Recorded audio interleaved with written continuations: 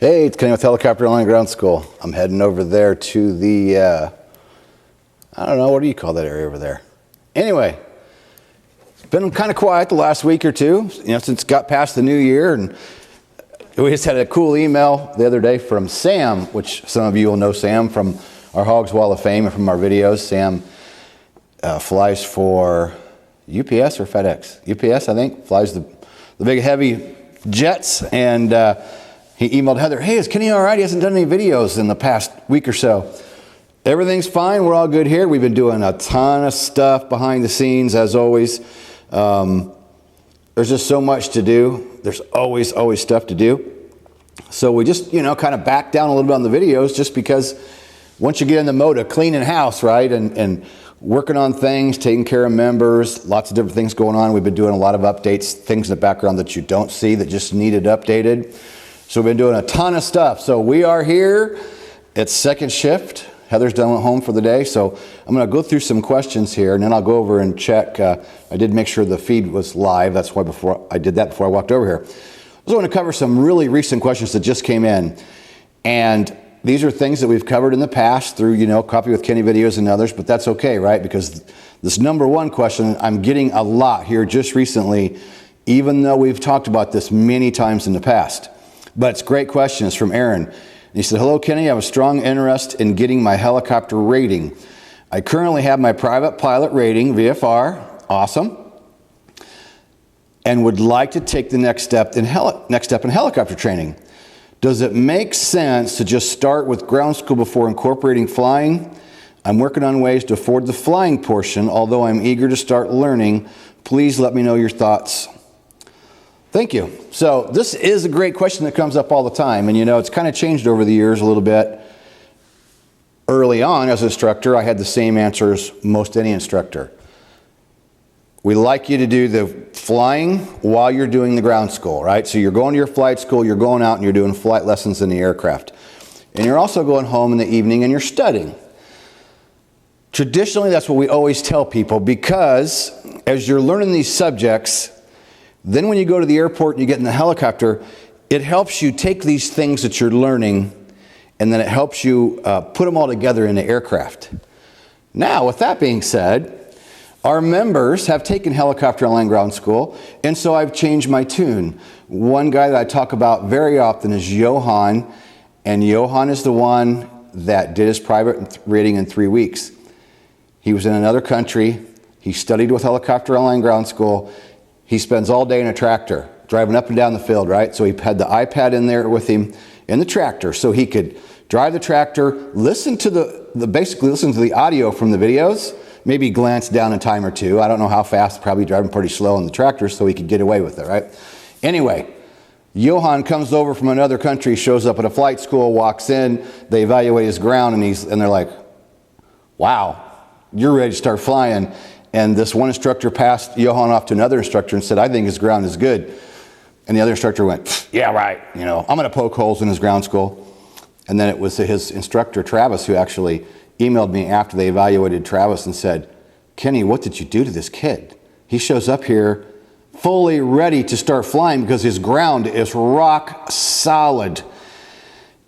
That's 4 or 5 years ago. Johan was really the first one to really do that.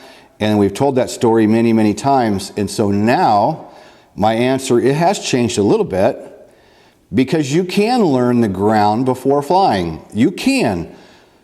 So I'm going to say it's really up to you, the individual. I mean, it depends on your situation, depends on your money. Our private pilot membership is so cheap. When you look at the amount of money that you're going to spend going for your private rating, our monthly membership is... It's less than an hour of ground one-on-one with an instructor. And Brian Rutledge and I discuss this all the time. Brian's our operations manager. And even though it's so cheap, doesn't mean I'm going to raise the price. The price is good because you can keep it 1 month. You can keep it as long as you like.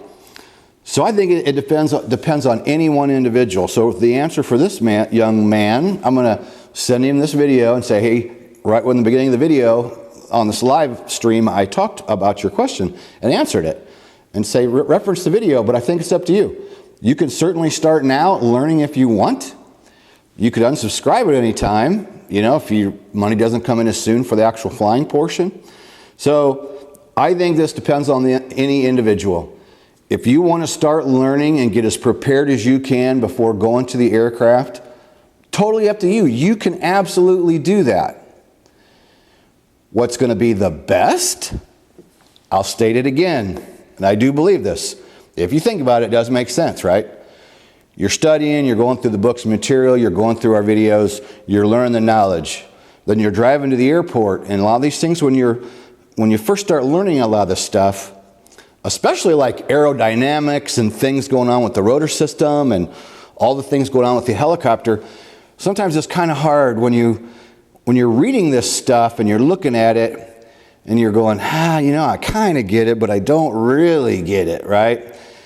And then all of a sudden, once you're in the aircraft and you're out there flying around and you're operating the controls and you're putting your inputs and, going in and out, pretty soon you go, boom, that light bulb comes on, right? So, one more time. You can start anytime you want. You're welcome to start learning anytime you want. The more you know before you get there is going to save you time and money in the aircraft. If you've got good instruction and they're evaluating on your knowledge and making sure you have the knowledge you need and helping you with the areas that maybe you're deficient, and they're like, hey, you're good on aerodynamics and regs, but boy, your weather's kind of sucky, right? We need to really work on this weather. And a lot of questions come up like, well, what if I'm going to 141 school? If you're at 141 school, you still have to do the ground that's set up with their syllabus. So that all depends on the flight school you're going to. And I will go over here and check Heather's area, where Heather would normally be answering your questions, but it is second shift, right? Heather likes to come in early.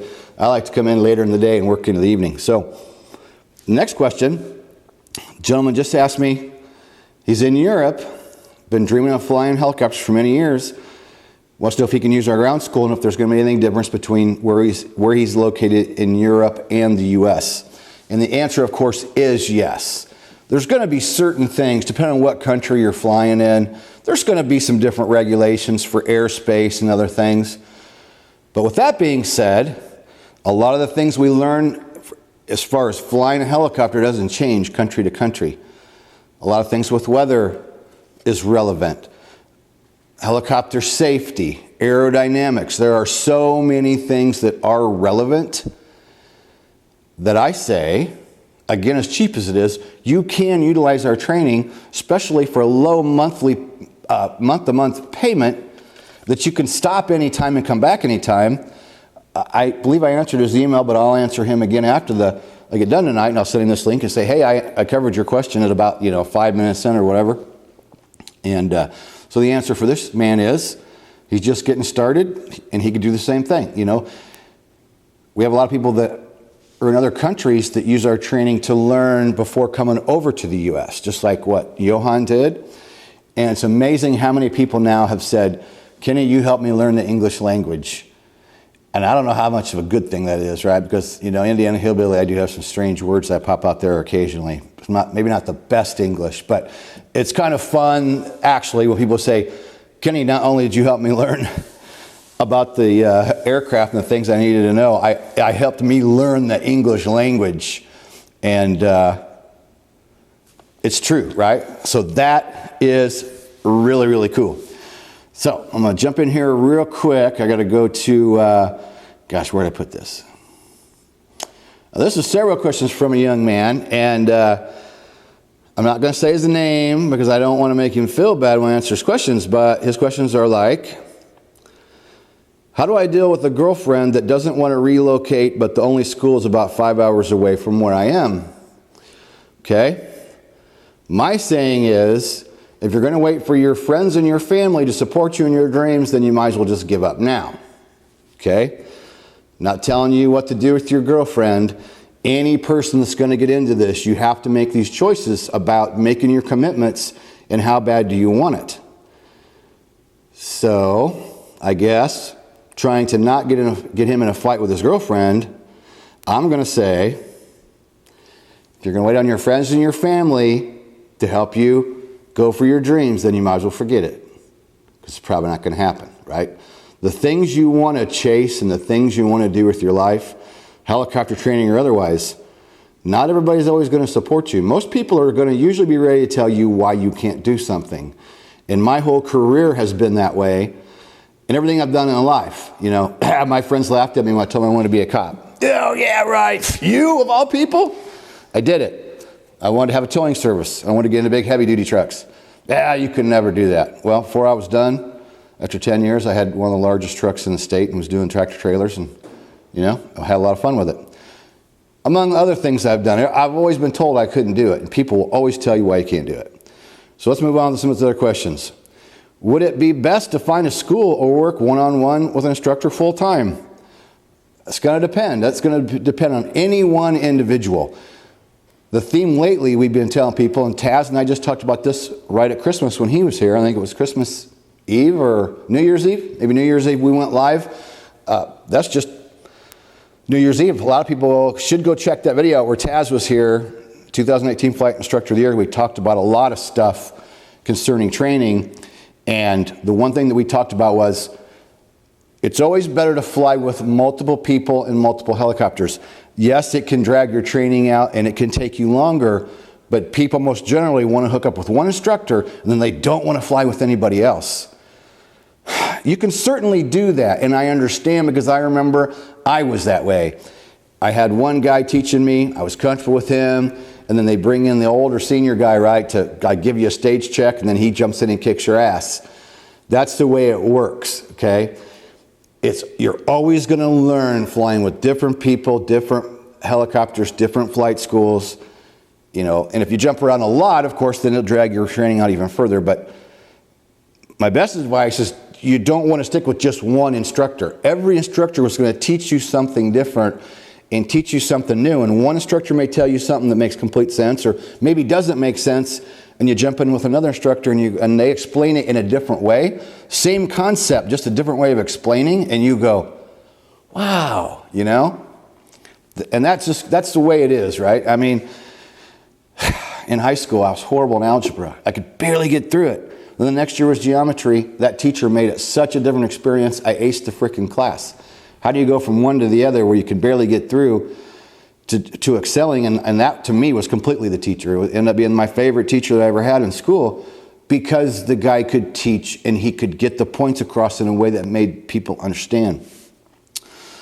So that's my advice on that one. Also, I have a full-time job now and can't really quit while I have the bills coming in. Welcome to the world of going toward your dreams, right? I would have financial help from my dad, but I don't know if I could ask him for the amount it would cost to get to CFI and live on. This goes back to what works for you and what works for your family and you and your dad. I can't get in there and give you the straight answer on that, right? When I started, my dad was not a fan and didn't believe in what I was doing. Near the end, when I was getting close, he helped me with the commercial and he helped me with the CFI later on because he became a believer. But whether you should, you got to figure the money out on your own. And whether you ask your dad for it, you get it from a rich uncle, you start saving now, you take out loans, becoming a pilot and changing careers. I mean, if it's what you want to do, you should do it. But there is so much to think about for you. And I do tell people, and I have told people over time, it's like, I am a dreamer, always been a dreamer, always will be a dreamer, right? And learning to fly helicopters was a dream for me. It is tough, it is hard, but if you're motivated and you want it, then you go after it. And this gentleman's just getting started. Don't worry about all the money in getting your job right now. You're just getting started. Work on just the private pilot. And if you can't leave your full-time employment, find a place where you can fly on weekends, study during the week, do whatever it takes to start working towards that goal. Because to become a helicopter pilot and then get out and work there in a professional area, it's going to take you several years and it's going to take a bunch of money. It's going to take a lot of money. So my advice to him on this one is slow down, worry about that private pilot, and figure out how you're going to get there. Ask your dad, don't ask your dad. That's up to you. That's between you and your dad. Next question, same guy. My passion is flying, but how do I know if I'm mentally strong enough to move away from everything I've ever known and pursue this dream? I would love to fly ag, EMS, oil rig. Okay? This goes back to anything in life. Am I mentally strong enough? You probably are. I can tell you, when I got started, I was so terrified of that aircraft. I didn't think I was smart enough. I didn't think I knew math well enough. I had all these reasons why I talked myself out of why I should go for it. And I could bore you for the next 4 hours on all the struggles I had. But what did I do? I went after it. And 20 years later, it's my living online, full-time, helping people like this gentleman learn the information, learn the knowledge. I'm your cheerleader. I push you along. This is something that you have to, going for your dreams, whether it's flying helicopter or anything else, Are you mentally strong enough? I don't know. I think you probably are, because I think anybody is. But I get it. It's a big question, right? And it's something that you have to go after. But again, with the same last question, start in the private. Go take some lessons and at least get started. Any person's path can change from the time they go out to start a dream to where it ends up. I had noticed, I never knew I was going to be like the ground school guy, right? And what this has done and where I'm at now is not where I wanted to go. I wanted to fly helicopters for law enforcement. But would I leave what I do now to go do that? I don't know. I don't think I would even do it if I had the opportunity, because I love what I do now. So your plans can change. I say go after the private, go see what's up, get started. And I tell people that all the time. People are overwhelmed in the beginning. Oh my gosh, I got to do private, and I got to do commercial, and I got to do CFI. And should I do the instrument between private and commercial? Should I wait and do it later? And it's like, I tell people, take a big deep breath, calm down, and go work on that private first. It's so much easier to break it up in steps, like anything you're going to do in life or in your career or anything. Break it down into baby steps. One goal at a time, one thing at a time. You have your eyes on the end goal, but your focus is one at a time. Private, commercial, instrument, whatever, however you choose to do it. And then as the last one, I'm working with a CFI now who owns his own spray company with Helos. Cool. He said he's always looking for good pilots, but his insurance required 1,200 total time.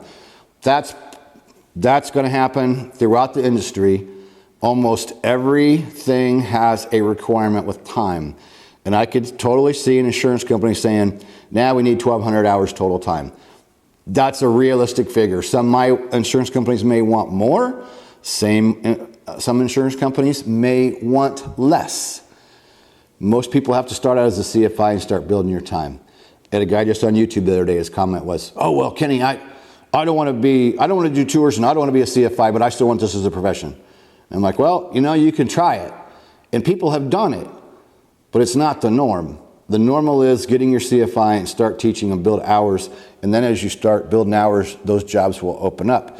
So it goes back to going for your dreams. Do you have what it takes? Are you willing to do what it takes?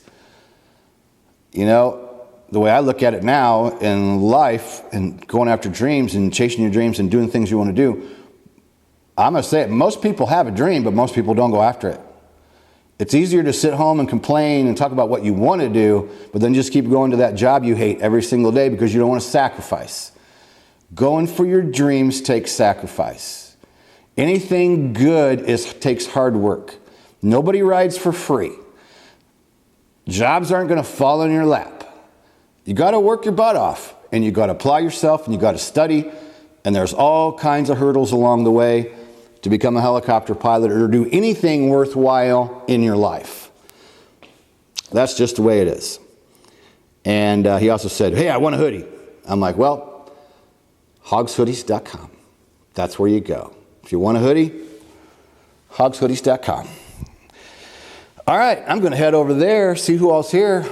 I'm assuming that maybe there's some people here. I don't know. Let's go check it out. Let's go see. We'll switch cameras.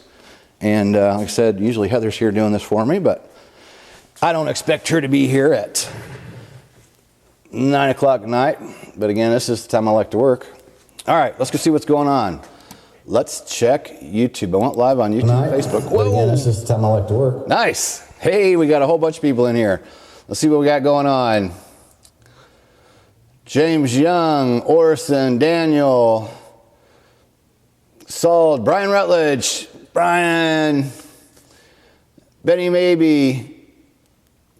Something I can't read there. Cool. All right. Let me just go back and look at comments real quick.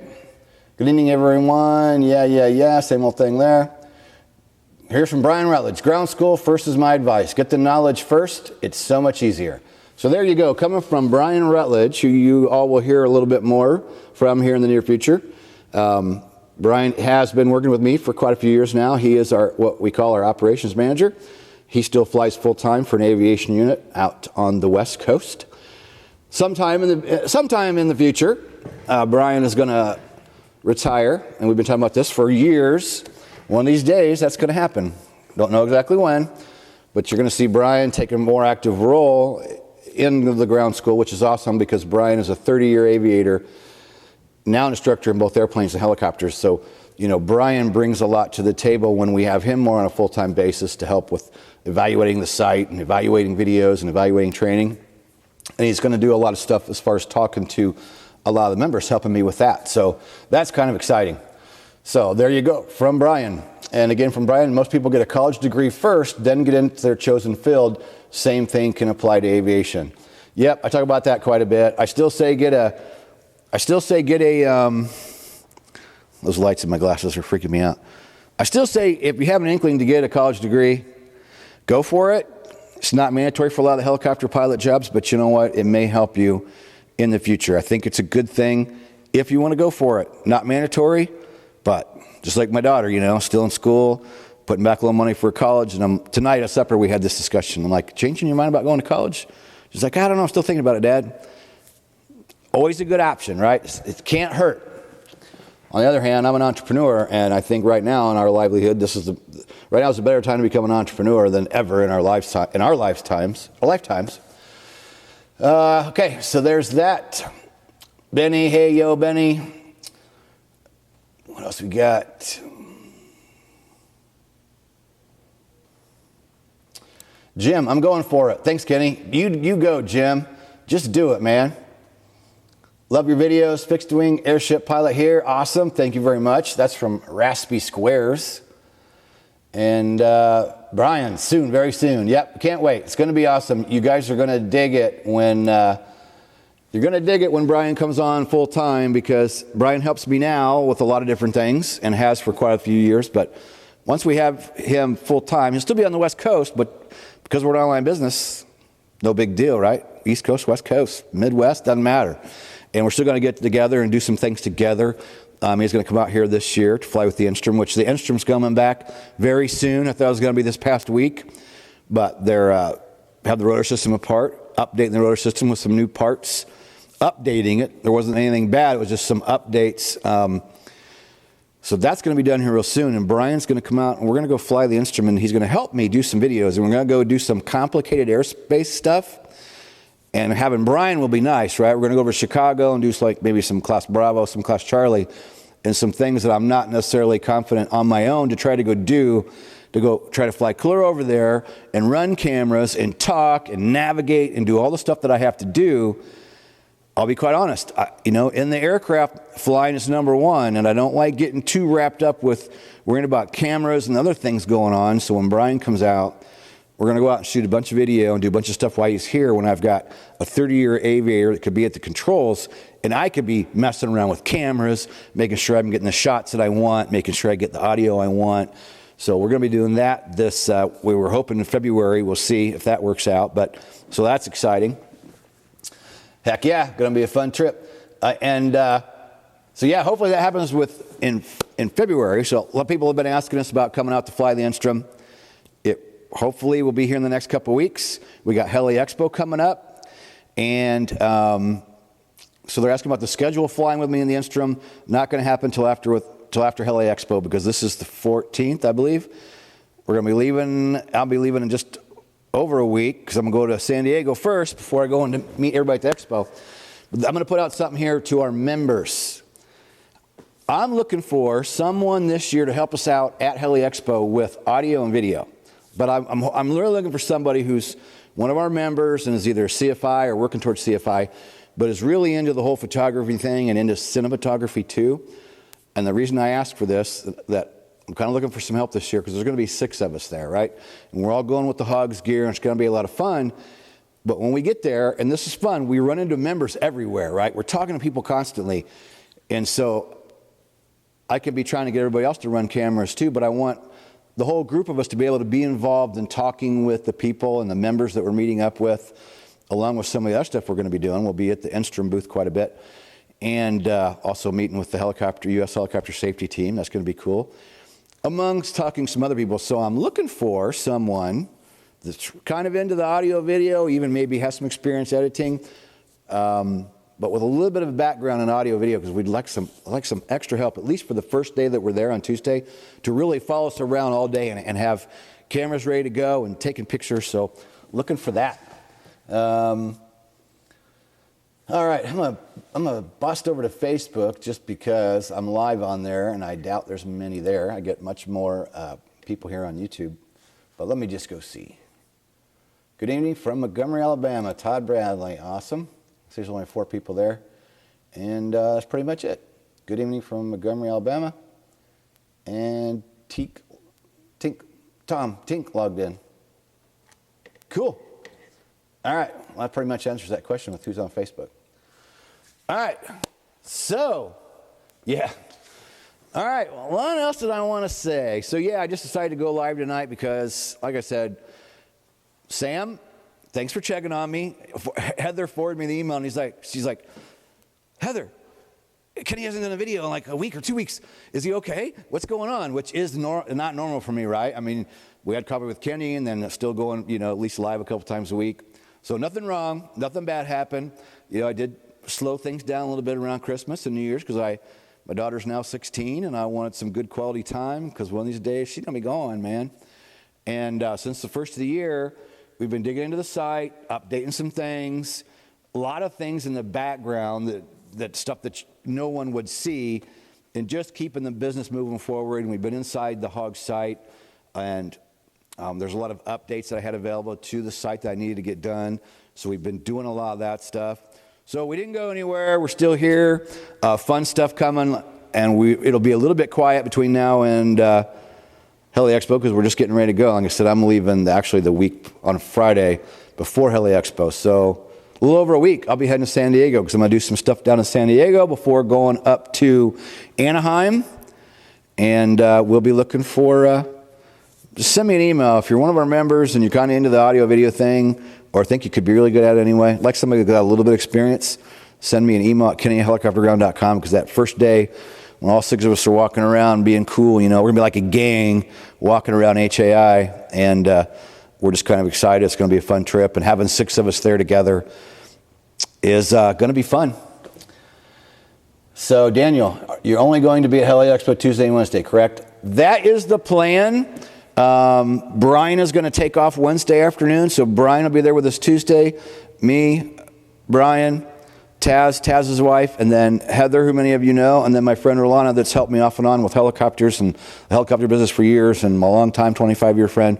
She's going to be there with us too. So we are going to be there all day Tuesday. Wednesday we'll probably have to take off early to get Brian to the airport, but Heather's not leaving until Thursday. So probably not Thursday, no. Everybody's just, the third day, people are kind of ready to just jump out of there. It's definitely not as busy on Thursday. Most people I know go Tuesday and Wednesday, and then usually they're heading out on Thursday. So yeah, that's the plan. All day Tuesday, then probably just a partial day Wednesday, and that'll probably be it. We'll probably have enough after that. All right. Well, hey, so y'all can get on with your evening. Give us a thumbs up on the video. I don't see any thumbs up on there. The page probably needs refreshed. Anyway, give us some thumbs up on the video. If you haven't subscribed to our channel, please do, because that way you'll be notified when we do go live with all kinds of stuff we do online. We do live events, we do recorded videos, we upload all kinds of stuff. So subscribe to the channel. When you do, make sure you click that little bell, because after you subscribe, you click the bell. That's what gives you the notification when we do go live with our videos. So I'm going to go ahead and end it right there. Thanks everybody for tuning in, and we shall see you in the next video.